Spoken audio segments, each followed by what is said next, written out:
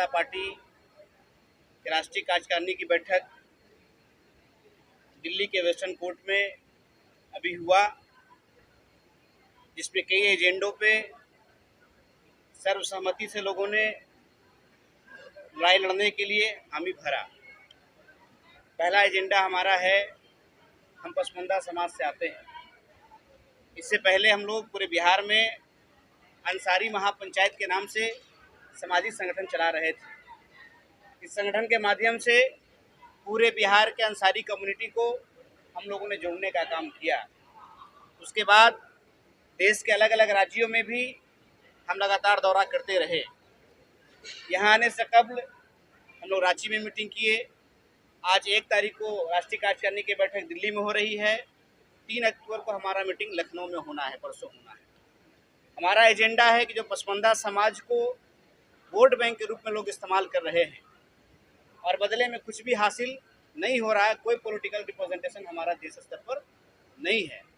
हम अगर बिहार की बात करते हैं तो बिहार से अंसारी कम्युनिटी का 243 विधानसभा की सीट पर एक विधायक हमारा नहीं है।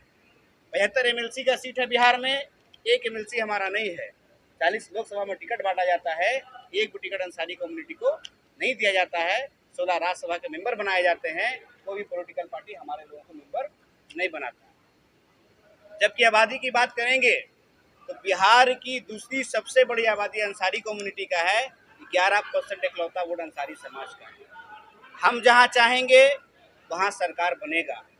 अभी हम लोग जब दिल्ली आ रहे थे, लोगों ने कहा वसीम साहब अभी दिल्ली जाने की जरूरत नहीं है, आप सारा कार्यक्रम बिहार में ही रखें। हमने कहा संसद तो बिहार में नहीं आ सकता ना, संसद में लोगों को पहुँचाना है तो इसलिए दिल्ली जाना होगा। उसी मकसद के तहत अपने लोगों को बिहार से, उत्तर प्रदेश से, झारखंड से, बंगाल से, बॉम्बे से, गोवा से, मणिपुर से, कई एक राज्य से आज हमारे राष्ट्रीय कार्यकारिणी के बैठक में लोग शामिल हुए और निर्णय लिया गया कि आने वाला लोकसभा का जो चुनाव है 2024 का, उसमें पसमानदा समाज उसी को वोट करेगा जो पसमानदा की बात करेगा। पसमानदा की बात करने के लिए माननीय प्रधानमंत्री मोदी जी भी कर रहे हैं, लेकिन सिर्फ बात करने से नहीं होगा। हमारा वर्षों से जो मसला है, तत्कालीन नेहरू जी की सरकार 1950 में ही पसमानदा समाज का आर्टिकल 341 पर धार्मिक प्रतिबंध लगा करके हमारे हक को छीन लिए।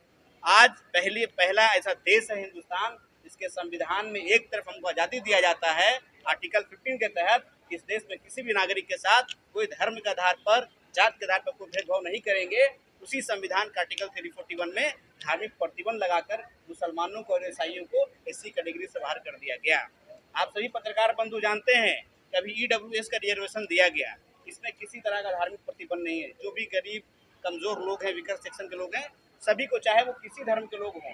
इसी तरह ओबीसी का जो रिजर्वेशन है उसमें भी किसी तरह का धार्मिक प्रतिबंध नहीं लगा हुआ है। अलग अलग राज्यों में ईबीसी भी है, वहाँ पे किसी भी तरह का धार्मिक प्रतिबंध नहीं लगा हुआ है। इसी तरह एसटी का जो रिजर्वेशन है, एसटी के रिजर्वेशन में भी कोई धार्मिक प्रतिबंध नहीं लगा हुआ है, लेकिन एससी का जो रिजर्वेशन है उसमें धार्मिक प्रतिबंध लगा हुआ है कि एससी का रिजर्वेशन उसी को मिलेगा जो हिंदू होगा। उसके बाद 1956 में एक अमेंडमेंट हुआ, सिख लोगों को शामिल किया गया। 1990 में दूसरा अमेंडमेंट हुआ, बौद्ध धर्म के लोगों को शामिल किया गया, लेकिन आज तक मुसलमानों और ईसाइयों को इसमें शामिल नहीं किया गया। आज हमारा एजेंडा पास हुआ है। पूरे देश में लोकप्रिय जनता पार्टी आर्टिकल 341 में लगे धार्मिक प्रतिबंध को हटाने को लेकर आंदोलन करेगा। तो सर, आपने कहा कि 40 सीटों पर चुनाव लड़ेंगे, किसके साथ आप लोग लड़िएगा, इंडिया के साथ या एनडीए के साथ? देखिए, अभी तो हम लोग अपनी ताकत को एकजुट कर रहे हैं। बिहार, झारखंड, उत्तर प्रदेश, बंगाल, दिल्ली जैसे जगहों पर हमारा कार्यक्रम हो रहा है। जब तक हमारा समाज यूनाइट नहीं होगा, कोई इंडिया और एनडीए पूछने वाला आपको नहीं है। इंडिया के लोग और एनडीए के लोग सिर्फ मुसलमानों और पसमानदा के वोट को सिर्फ इस्तेमाल करता है, अधिकार को देने के लिए तैयार नहीं है। लेकिन हमारा मानना है, हमारे लोगों की बैठक में बात तय हो चुकी है कि 24 के चुनाव में पसमानदा समाज उसी के साथ रहेगा जो पसमानदा की बात करेगा, जो पसमानदा को रिप्रेजेंटेशन देने की बात करेगा। 341 के अलावा और क्या एजेंडे रहेंगे? हमारा एजेंडा दूसरा है कि बिहार में कई लोग हैं जो देश स्तर पे बहुत बड़ा काम किए हैं, आज तक उनको राष्ट्रपति भारत रत्न का अवार्ड नहीं दिया गया है।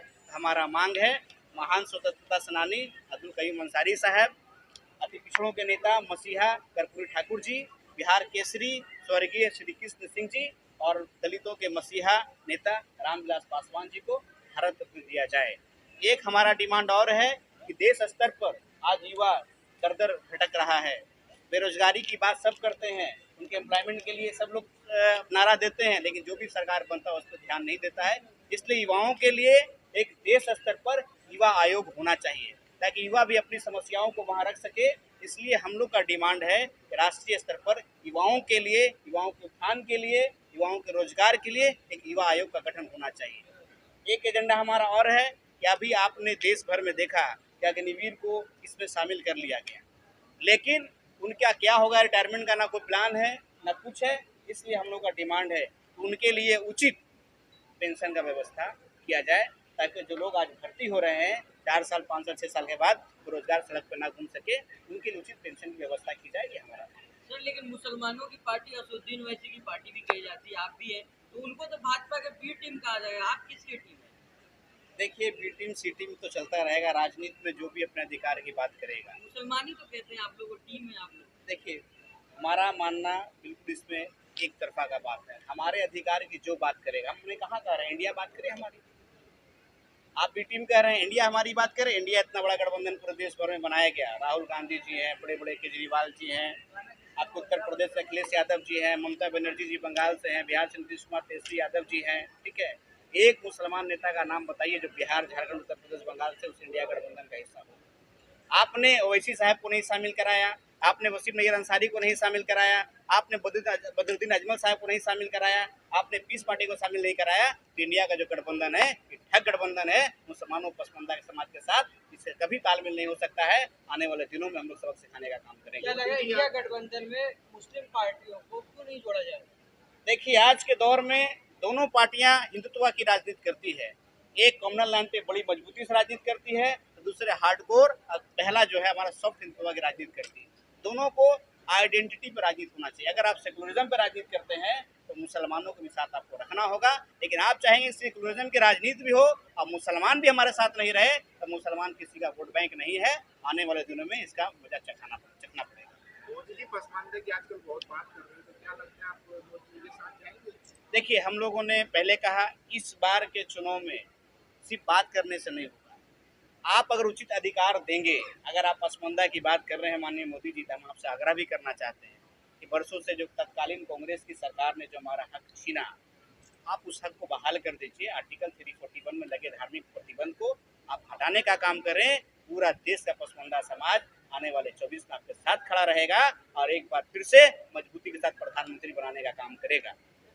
पिछले 9 साल में जो है मॉब लिंचिंग हुई, उन मॉब लिंचिंग में सबसे ज़्यादा जो मारे गए हैं लोग, वो अंसारी समाज यानी पसमानदा समाज के लोग हैं। उस पर जो है आप क्या स्टैंड है, क्या बात कर रहे हैं? अभी मैं झारखंड में गया हुआ था 2-3 दिन पहले। सबसे ज़्यादा मॉब लिंचिंग की घटना झारखंड में हुई। झारखंड में किसकी सरकार है? झारखंड में गठबंधन की सरकार है। हेमंत सोरेन जी वहाँ के मुख्यमंत्री हैं। वो हमारे लोगों को सुरक्षा देने में नाकामयाब साबित हो रहे हैं। सिर्फ इल्ज़ाम लगाना भाजपा के शासन में ये हो रहा है, ये ऐसी कोई बात नहीं है। बिहार में गठबंधन की सरकार है, बिहार में मॉब लिंचिंग हो रहा है। झारखंड में गठबंधन की सरकार है, झारखंड में मॉब लिंचिंग हो रहा है। हमारे लोग मारे जा रहे हैं। अंसारी की आपने बात किया, क्योंकि हमारी आबादी सबसे ज़्यादा है, तो मरने वालों में भी हमारी संख्या सबसे ज़्यादा ही रहेगी। मगर राहुल जी कह रहे हैं कि सबसे बेहतर काम हम करेंगे क्योंकि भारत में जोड़ रहे हैं। आप कहाँ भारत जोड़ रहे हैं? कब आपने पसमानदा की बात की, कब आपने अंसारी का बात किया? आज राहुल गांधी को दर दर इसलिए भड़कना पड़ रहा है, उनको बुनकरों ने साथ छोड़ दिया। उत्तर प्रदेश में कांग्रेस की सरकार हुआ करती थी, जब तक बुनकर उनके साथ था। बिहार में कांग्रेस की सरकार हुआ करती थी, जब तक बुनकर उनके साथ था। आपको बुनकर की जरूरत नहीं है, आप सिर्फ कहते हैं, कहने से काम नहीं चलेगा। आप वेटिंग में ही रह जाएंगे। अगर आपको बात करना है तो फिर आगे आइए।